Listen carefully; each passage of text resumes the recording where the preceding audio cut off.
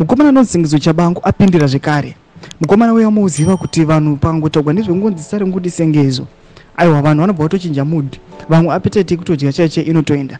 Anosvika achitaura mashoko atiri kuona kuti tichinzwa mashoko anotaura azvienderani neposition yaanotora achizviti ndiye mutungamiri wemain opposition munyika yeZimbabwe.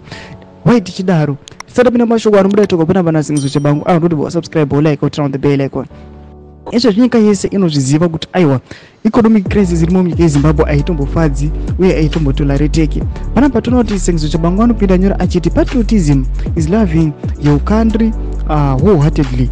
Anyone who undermines or sabotage efforts by the Zim treasury to have our own currency must be treated as an enemy. Yes, we might differ in political principles, but in anything that benefits the nation, we must cooperate. Mashoko ariyataurwa panapa naSengezo Tshabangu achiti aiwa we must cooperate. Amene anoda kuti vanhu cooperate pakuti kudii. Ndoda kuti people pane allegations ekuti aiwa the guys vacho vari kuenforce kuti aiwa ngaishandisiwe the gold backed currency zig.